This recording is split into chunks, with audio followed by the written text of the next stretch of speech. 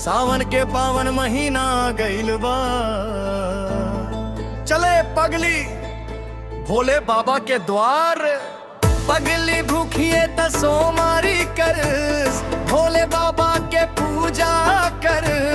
बेल पत्ता गंगा जल चढ़ा दा, दिल से महादेव के याद कर।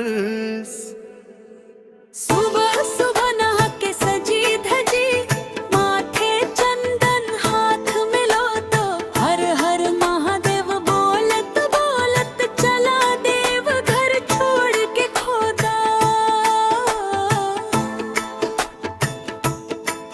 बोल बम गूंजे हर ओर, भोले बाबा खोले किस्मत के डोर।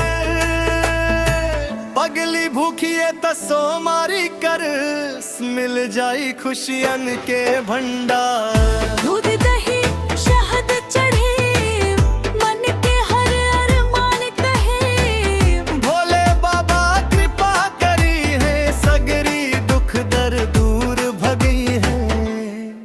सावन में जे व्रत निभावेला, भोले बाबा के अपनावेला। सच्चे मन से जे शीश झुकावेला, महादेव ओकरे लाज बचावेला।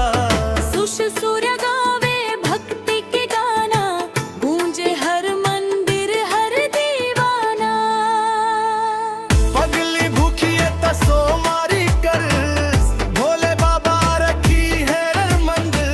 पगली भूखिए त सोमारी कर, भोले बाबा के पूजा कर। हर हर